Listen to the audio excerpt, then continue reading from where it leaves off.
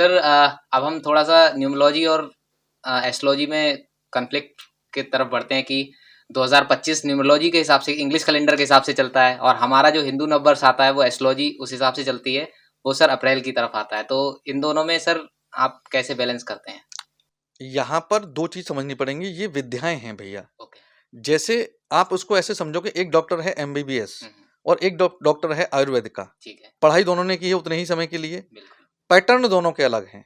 हुँ, pattern दोनों के अलग हैं। ठीक है, जैसे कुछ लोग कहते हैं कि हम कर्म में विश्वास रखते हैं, हम मंदिर नहीं जाते। ठीक है। कुछ लोग ये कहते हैं कर्म तो करना ही है, लेकिन जिन्होंने हमको जन्म दिया है, हम ठाकुर जी के दर्शन अवश्य करेंगे। हुँ, तो सबका अपना-अपना मानना है।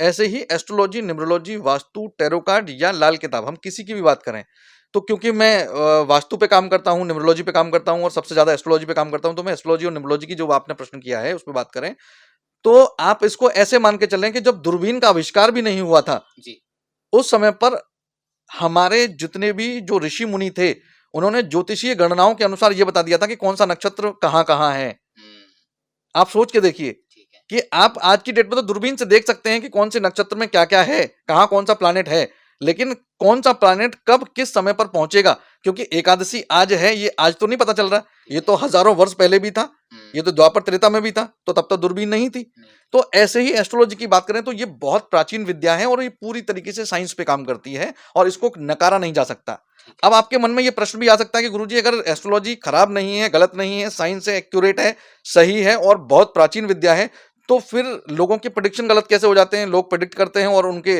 और जो उपाय करते हैं उससे लाभ नहीं मिलते लोगों को। बिल्कुल। एस्ट्रोलॉजी कभी भी गलत नहीं है, एस्ट्रोलॉजर गलत हो सकता है। हुँ, मैं साफ-साफ बोल रहा हूँ, मैं खुद एक एस्ट्रोलॉजर हूँ।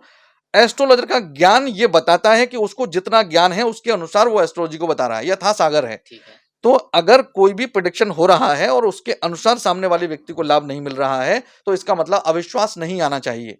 यानी कि हम एक डॉक्टर पे जाते हैं, उसकी दवा से यदि फायदा नहीं हो रहा, तो आप ये चिकित्सा जो पद्धति है वो खराब थोड़ी ही है। नहीं, वो साल्ट खराब थोड़ी ना हो गया दवा का। नहीं, नहीं, सही तरीके से नहीं दिया गया या सही समय पे नहीं दिया गया या सही प्रकार से प्रयोग नहीं किया गया। ठीक है, ऐसे ही एस्ट्रोलॉजी काम करता है।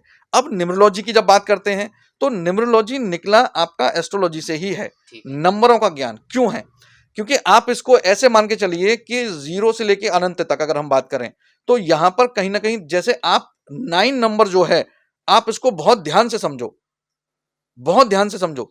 9 नंबर को आप कहीं भी देख लेना, न्यूमरोलॉजी में वो 0 होता है।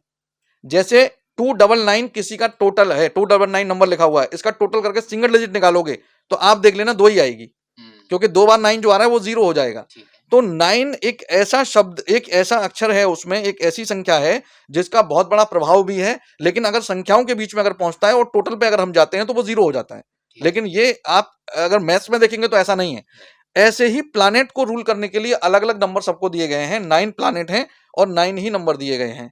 ऐसे ही जब हम बात करते हैं कि न्यूमरोलॉजी में जब काम करते हैं, तो हर प्लैनेट रूल करता है एक नंबर को और नंबर के अनुसार ही हम चलते हैं। जब डेट ऑफ बर्थ आपकी होती है, तो न्यूमरोलॉजी कैसे काम करती है? आपका मूलांक क्या है, यानी कि आपकी डेट ऑफ बर्थ क्या है? ठीक है। आपका भाग्यांक क्या है, यानी कि टोटल आपका वो क्या है, जो सब क्या है? आपकी हाँ, जो डेट ऑफ बर्थ है उसका सम क्या है? ठीक है। और आपका नामांक, यानी जो नाम आपका चल रहा है, उसका उस टोटल नाम का टोटल क्या है? वो अल्फाबेट को हर एक को नंबर दिया गया है, उसका टोटल करके नामांक निकाला जाता है। ठीक है। इन तीनों का कॉम्बिनेशन यदि सही है, तो आपको आने वाला वर्ष लाभ देगा, नहीं देगा, ये डिपेंड करता है। अब केवल मैं ये देख लूं कि केवल आपकी डेट ऑफ बर्थ 3 तारीख है, इसके अनुसार 9 नंबर बड़ा फायदा देने वाला है, हुँ, हो सकता है भाग्यांक सपोर्ट ना करे, हो सकता है आपका नामांक सपोर्ट ना करे। ठीक है। तो ये सब चीजें हमको देखनी पड़ेगी। ये दोनों अलग पैटर्न हैं, ये दोनों अलग विद्याएं हैं। ऐसे मानो कि आपको कोई बीमारी हुई है, एक ट्रीटमेंट कराना चाहता है आयुर्वेद से, मतलब वो न्यूमरोलॉजी पे जाएगा, एक कराना चाहता है एलोपैथी से, तो वो जाएगा सीधे एमबीबीएस पर। इतना फर्क है और कोई फर्क नहीं है। काम दोनों करते हाँ, हैं। काम दोनों करते हैं